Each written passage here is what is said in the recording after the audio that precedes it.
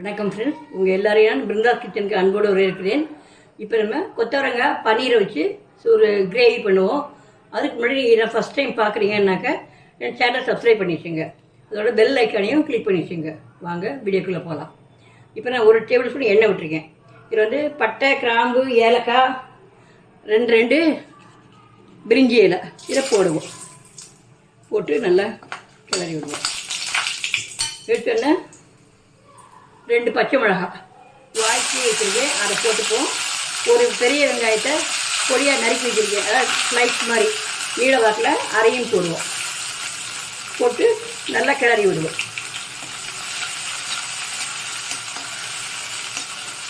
இதில் கொஞ்சம் உப்பு போடுவோம். உப்பு போட்டோம்னா சீக்கிரம் வதங்கும்.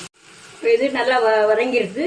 வாங்கின உடனே நம்ம ஒரு 2 சின்ன தக்காளி எடுத்து 2 எடுத்துட்டுருக்கேன். நீங்கள் பெருசாக இருந்தால் 1 எடுத்துங்க. அதை ஸ்லைட்டாக நீள வாக்கில் கட் பண்ணிக்கோங்க. பன்னீர் துண்டு ஒரு 150 கிராம் வச்சுருக்கேன். நீங்கள் உங்களுக்கு எவ்வளோ வேணுமோ அவ்வளோ போட்டுக்கலாம். எங்கள் வீட்டில் பன்னீர் கொஞ்சம் பிடிக்கும், அதனால் நான் கொஞ்சம் கூடவே போடுறேன். நான் நீங்கள் உங்களுக்கு அளவு பார்த்து போட்டுருங்க. இதெல்லாம் பன்னீர்லாம் அளவெல்லாம் கிடையாது, நம்ம இஷ்டம்தான். இப்போ தக்காளி நல்லா வதங்கணும், அது கொஞ்சம் உப்பு போட்டுக்கலாம்.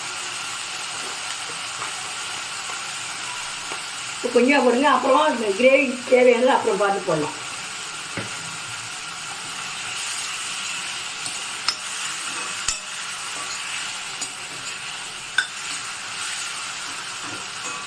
இதெல்லாம் ஒரே மாதிரியே செஞ்சு சாப்பிட்டோன்னா போர் அடிக்கும்.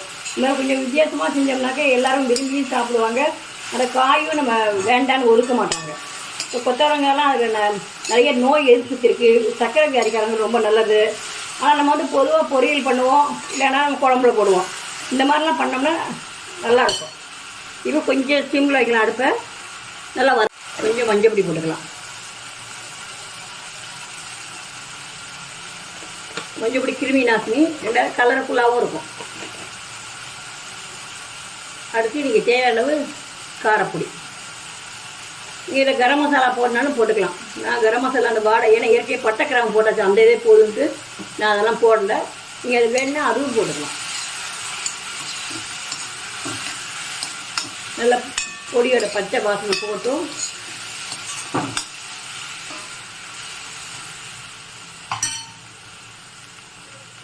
இப்போ கொஞ்சம் கஸ்தூரி மேத்தி கொஞ்சம் போடுவோம். அது உணர்ந்த வெந்தயக்கீரை. இல்லை நீங்கள் பச்சையாக இருந்தாலும் அது கூட போட்டுக்கலாம்.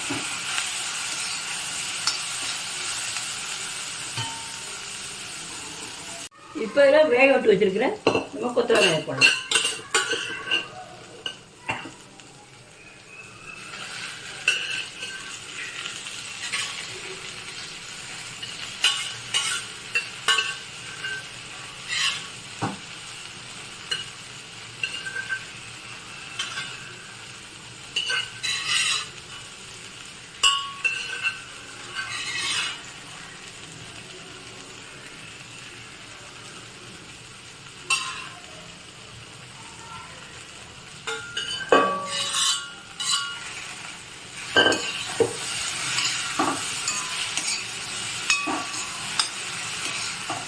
இப்போ தேவையான உப்பையும் போட்டு நீங்கள் உங்களுக்கு தண்ணியும் கொஞ்சம் வேணும்.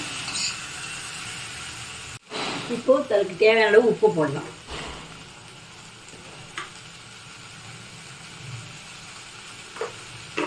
உப்பு போட்டுட்டு நம்ம தண்ணியும் ஊற்றலாம்.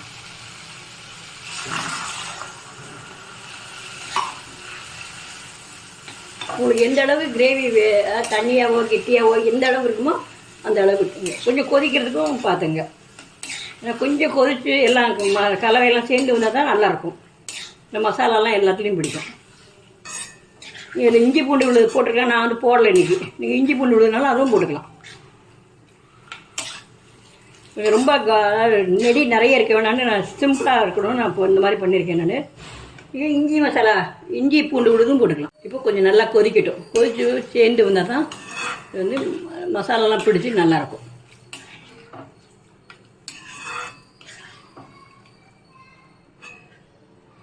இப்போ இதில் ஃப்ரெஷ் க்ரீம் இருந்தால் ஃப்ரெஷ் க்ரீம் போடலாம். நான் வந்து ஃப்ரெஷ் க்ரீமில் பாலாடை இருக்கனால பாலாடையை போடுறேன். நான் ஏன்னா வெண்ணெய் எடுக்கிறதுக்காக நான் சேர்த்து வைப்பேன். அந்த பாலாடை தான் ஒரு ஸ்பூன் போடுறேன். இருந்தால் போடலாம், இல்லைன்னா போடணுங்கிற அவசியமும் கிடையாது. இப்போ நல்லா கொதிச்சாச்சு. இப்போ நம்ம அடுப்பை அணைச்சிடலாம். அடுப்பை அணைச்சிட்டு மல்லித்தலை தூவினாக்க கொத்தவரங்காய் பன்னீர் கிரேவி ரெடி. இப்போ அடுப்பு அணைச்சாச்சு. இப்போ இதில் கொத்தமல்லி தலை போட்டுடலாம்.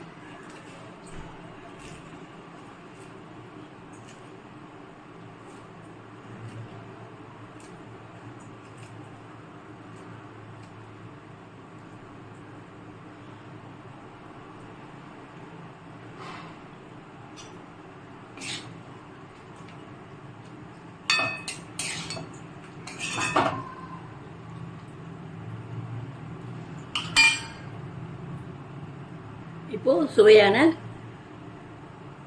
கொத்தவரங்காய் பன்னீர் சப்ஜி ரெடி, கிரேவி ரெடி. நீங்களும் செஞ்சு பாருங்கள். உங்கள் ஒப்பீனியனை கமெண்டில் போடுங்க.